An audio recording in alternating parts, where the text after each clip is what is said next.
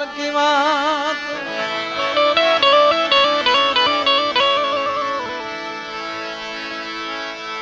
સોગન સુલક્ષણ આય દબર આય અરકે તાજી મારે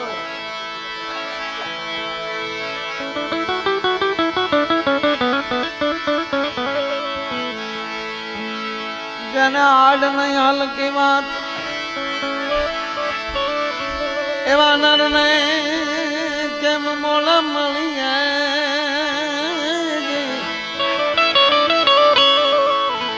મારા જાય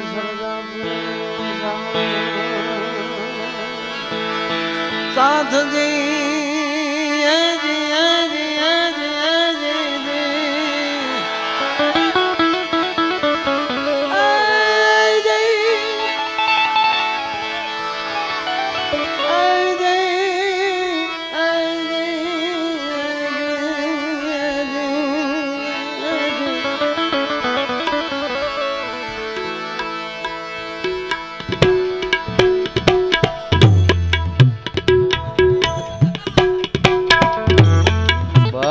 બસ આ તો હું ખોટું ખોટું ગાતો પણ આ તમારા બધાનો જે ભાવ અને ભાવ વગર બધું ખોટું. તમારી પાસે 5 કિલો હોનું પડ્યું હોય પણ ભાવ ન હોય તો હે કુમાર કુમાર જ કહેવાય ને અમારે થોડું બીજું કઈ કહેવાય. તમારી પાસે 1 કિલો હીરા પડ્યા હોય એક પણ અંદર જીરમ ન હોય કટિંગ તો એના બાપનું હોય. અમે એ મથાળા માર્યા છે ભાઈ. હા ખરેખર હું તો હીરા ગાતા ગાતા હીરો થઈ ગયો. હા તો કીર્તિદાન અને કીર્તિદાન છે ને દાસ દાસ શ્યામ ને આ બધા મારા આ બધા ભજન કરતા કરતા ભજન ને અડી ગયા. મને હજી 17 વર્ષમાં હજી મને ભજન શું કહેવાય હજી હે જ ન પૂછ્યું મારા. અને આપણે ભજન કરવું નથી મારા. હા ભજન કરીએ તો આ પૂછ્યો નરસિંહ મહેતા ને ચોરે જઈને બાપનું હરાદ કરાય નહીં એવો થઈ ગયો. અને આપણે જે ઇનોવાના હપ્તા ભરવા છે ભાઈ.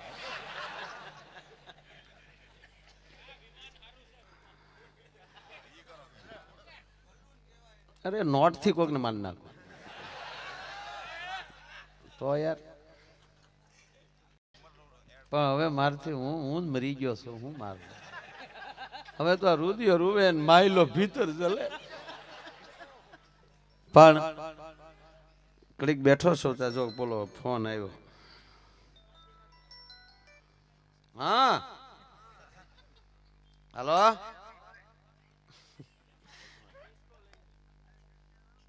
જયશ્યામભાઈ મારો રાઉન્ડ ચાલુ છે યાર.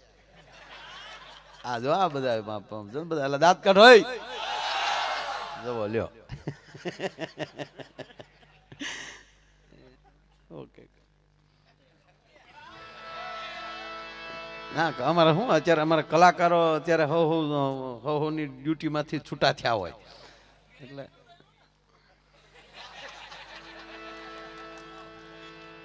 ઘેરે છે એ આયરાણી જ છે.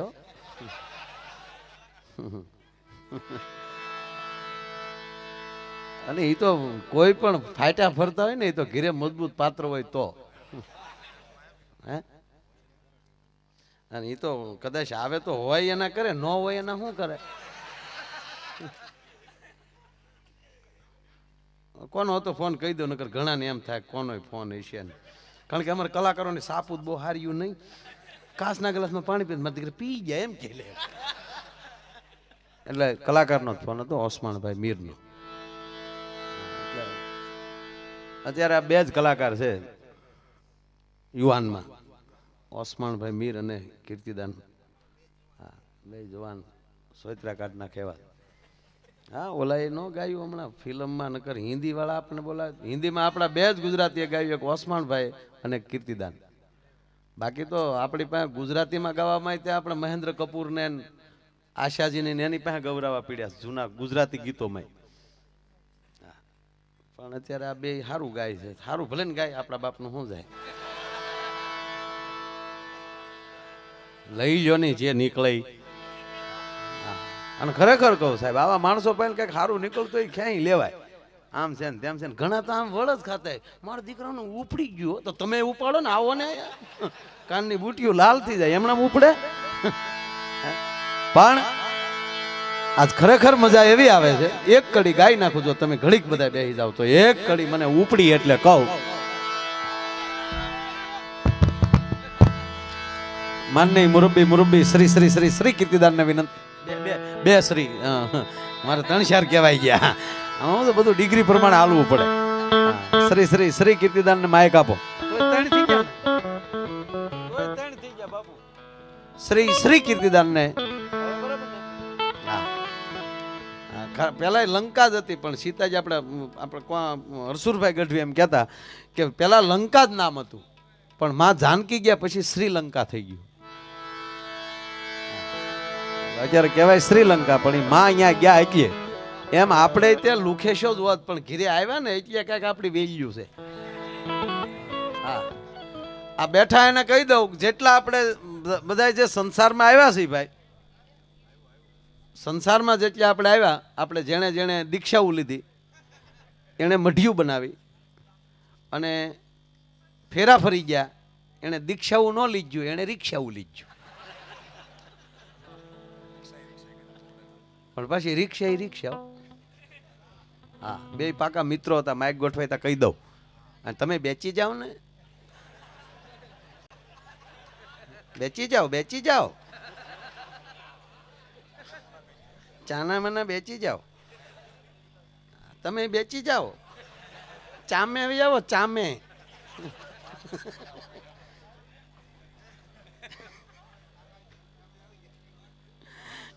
એક બે પાકા મિત્રો હતા. માઇક થોડુંક વધારજો ભાઈ, માઇક હારાસ.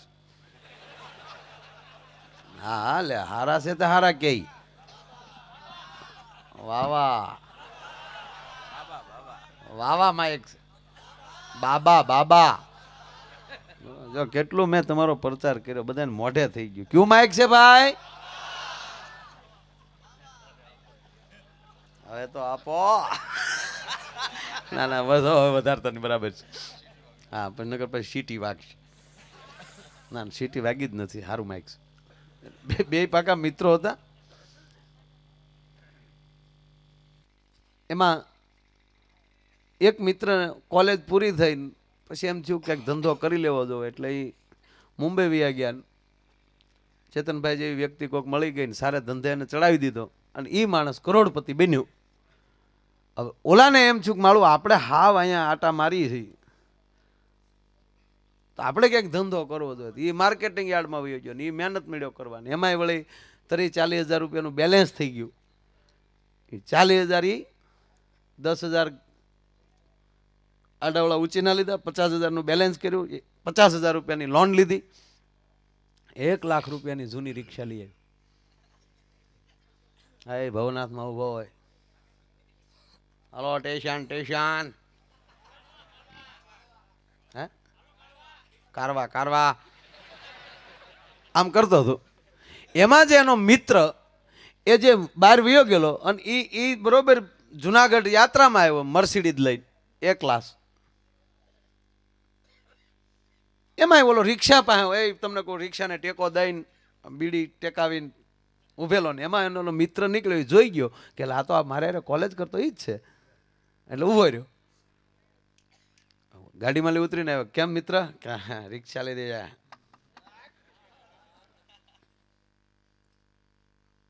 તું નોકરી કરીશ આમાં? ક્યાં શેઠની ગાડી છે? અરે કે મારી પોતાની ગાડી. કેટલાને લીધી? 1,35,00,000. બસ. રિક્ષા વાળો કે બસ 1,35,00,000. તારે 1 લાખ રૂપિયા, 50 રોકડા, 50 બાકી. ઓલો ગોથું ખાઈ ગયો કે આ 1.25 કરોડનું વાહન છે ને આ એની રિક્ષા 1 લાખની, અને મારો એને પોર હતી ને મારી મર્સિડીઝ ને કે બસ 1,25,00,000 25,00,000. અરે કે ગાંડા મર્સિડીઝ છે કે ઈ ભલે મર્સિડીઝ, રિક્ષા ઈ રિક્ષા. અરે કે પણ ગાંડા આમાં કેટલી સિસ્ટમ, કેટલી એરબેગ. એ કે અમારા રિક્ષામાં એવું જ હોય, કોઈ દી રિક્ષાનો ડ્રાઈવર મરે જ નહીં, કારણ કે ઈ ઊંધી પડે તે ગમે ની માથે જ પીડ્યો હોય. પણ ગાંડા આ રિક્ષા તારી કેટલાની, આ મર્સિડીઝ કે બધી વાત સાચી, રિક્ષા ઈ રિક્ષા. બહુ જીદ કરી ત્યારે પણ કઈ રીતે કે તારે બહુ તારી મર્સિડીઝ નું એમ કે ને મર્સિડીઝ સારી, કા ઓલી બે બેનો આવે ને બેહાડ દે લે મર્સિડીઝ. બોલો કે તારે હું ભંગવી નાખવા, તો ઉભો રે, હાલો બેન કારવા, હા દઈ દો મારી બેન. બે બહેનો ને બેહાડીને કીક મારીને બોલ્યો રિક્ષા ઈ રિક્ષા. એમ આપણી પાસે જે હોય એનું ભગવાન પાસે સંતોષ માનો. પણ એક વાત, આ દુનિયામાં દુઃખી કોણ હોય ખબર? લખવા જેવી વાત છે. આ દુનિયામાં દુઃખી કોણ હોય? જે વ્યક્તિ બીજાની પ્રગતિ ન સ્વીકારી શકે એ જ આ દુનિયામાં દુઃખી હોય. બાકી જે બીજાનું સારું જોઈને રાજી થતો હોય એ કોઈ દી દુઃખી ન હોય ભલા માણસ. હે પણ આજે તમારો જે માહોલ બન્યો છે, આજ કહેવાનું મન થાય કે મારું વન રાવણ છે રૂડું, હવે વૈકુંઠ નહીં રે આવું જી મારું વન રાવણ છે રૂડું, વૈકુંઠ નહીં રે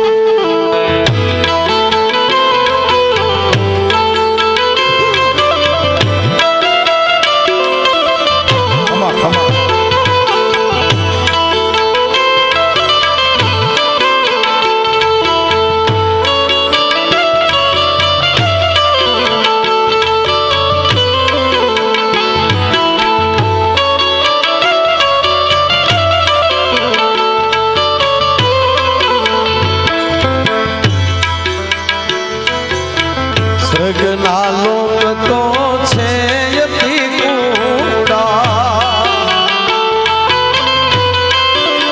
હા સ્વર્ગના લોક તો છે યતિ કુડા, સ્વર્ગના લોક તો છે યતિ કુડા, સ્વર્ગના લોક તો છે યતિ કુડા.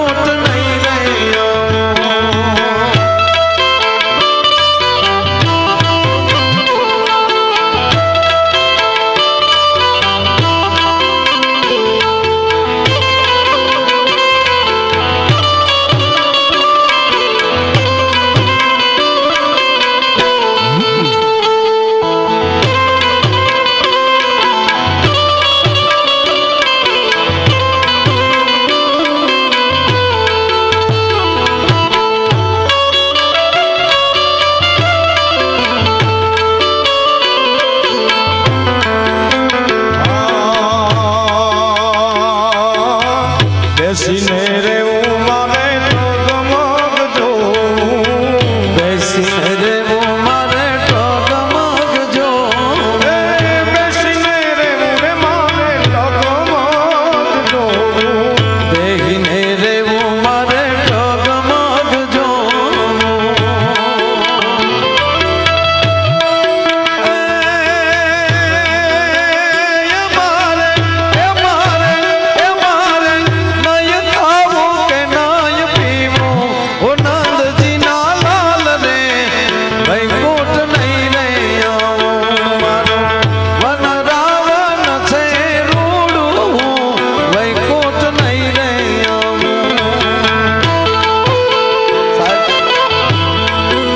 ઈ માટે તો યાદ આવ્યું કે તારા વૈકુંઠમાં એવી હું ખોટ પડી છે તે અમારા બાપને લઈ લીધો.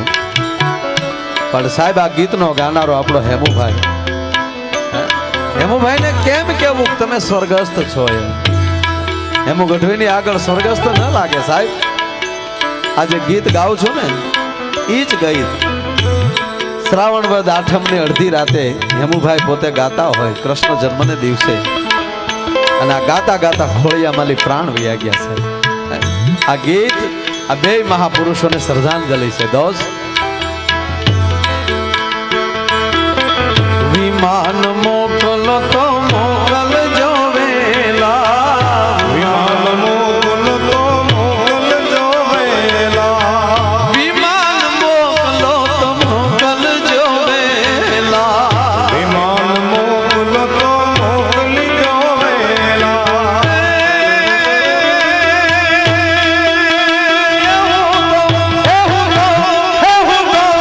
આવીશ હવની પેલા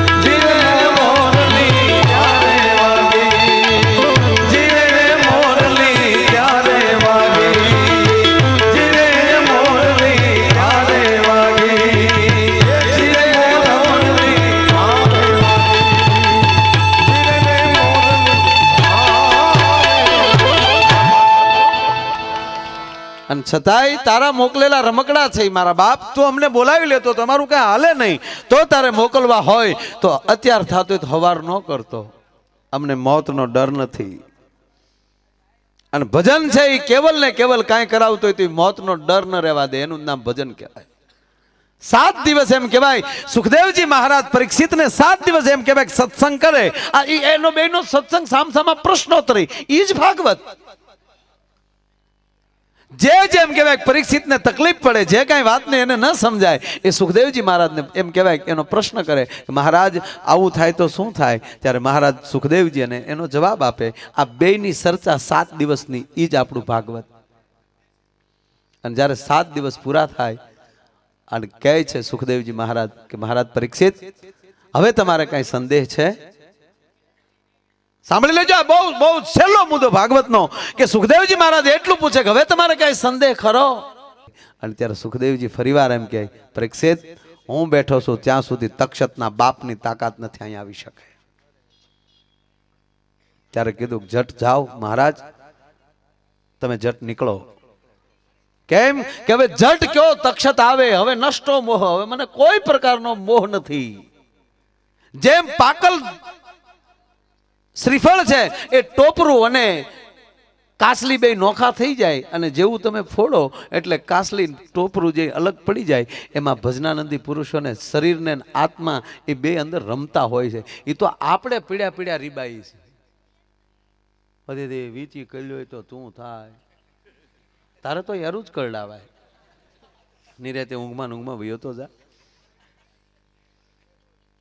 કહેવાનો અર્થ કે એ ભજન છે એ માણસને નિડર બનાવે છે, નિર્ભય બનાવે છે. અને એ નિડરતા, એ અભય અને નિર્ભય જ્યારે માણસ બનવા મળે ત્યારે માનજો કે એને કોઈ સમૃદ્ધ ગુરુનો હાથ અડી ગયો છે, નહીતર આવું બને નહીં સાહેબ. અને એ સંતો છે એ આવા ભજનો, આ જો ભજનો ન લખ્યા તો આપણે અત્યારે શું કરતા? ચાલો મને કહો, ભજનો જ ન હોત, ડાયરા જ ન હોત, સંતવાણી જ ન હોત, સાધુ આવું કઈ લખ્યું જ ન હોત, તુલસીદાસે રામાયણ ન લખ્યું હોત, વાલ્મીકીજીએ રામાયણ ન લખ્યું હોત, વ્યાસજીએ કલમ જ ન ઉપાડી હોત, તો આપણે ધંધો કરત હું ઈ કયો? ઈ મહાભારત ને ભાગવતમાં આવે, એમ નામ સરાતું નથી. કેમ સારવું એના ગુણ છે, એ આવડતું જ આવડે, આપણને જ ખબર હોય એટલે આપણને આવડે. વાણિયાના દીકરા ભેંહે ન રાખે, ભેં કે હાડ પેલતી જાય, ભેંસ બોલે તો ભાર લાગે. એ તરફ આપણે બકરી પાળી, બકરી હળવું પડે એમ એમ એ દરેક શાસ્ત્ર છે. મારો કહેવાનો લગ્નથી માંડી અને મરણ સુધી એ શાસ્ત્ર વગર હું તમે જીવી ન શકીએ. મૂળ મુદ્દો આ શું કરે તેનો અર્થ, નિશાળે ભણવા કેમ મોકલો એનું શાસ્ત્ર છે, એટલે જ ભણવા મોકલીએ. શાસ્ત્રની બારું કાંઈ નથી. અને એ સંતો દ્વારા આપણને મળ્યું છે.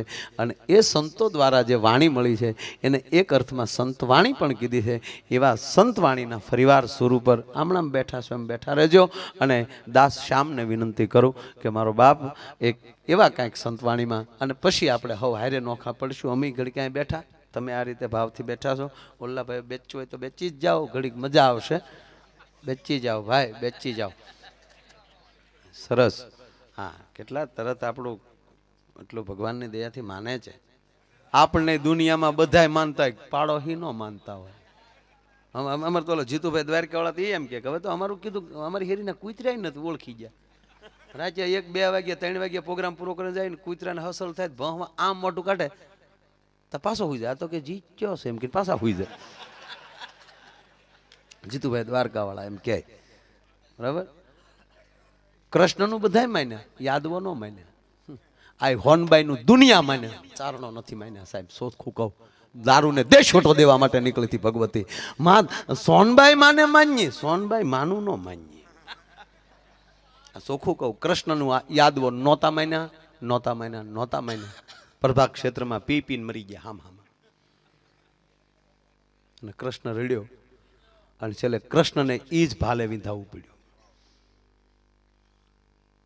ગાંધીને જ ગોળી લાગે સાહેબ, ગફારને ન લાગે.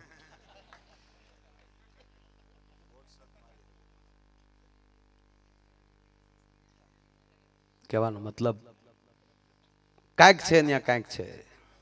એટલે એ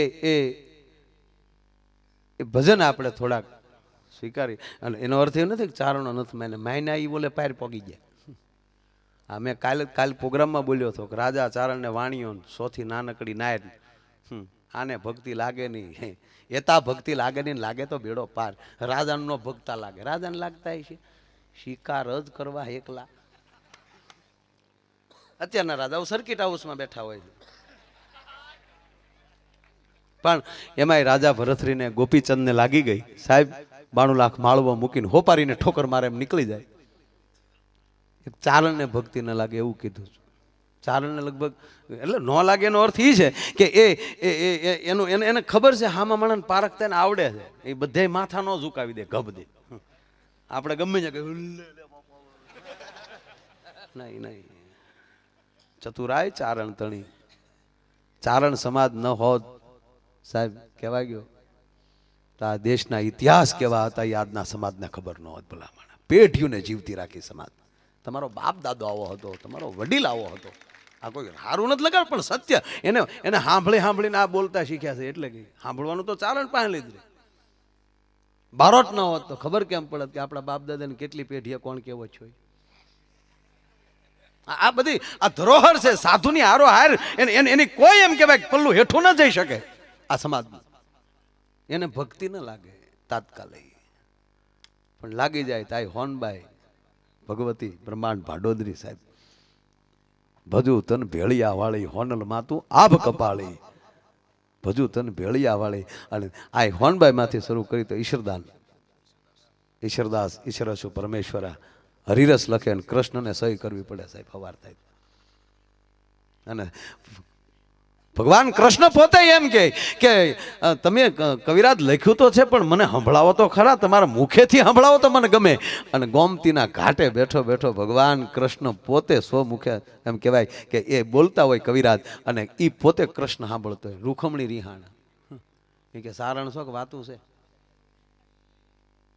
એ કે કેમ માં? કે તું ચારણ છો, તું દેવી પુત્ર છો, તું માનવ ઉપાસક છો. આ બાપના ગુણગાન કેતું ન મળ્યો ગાવા.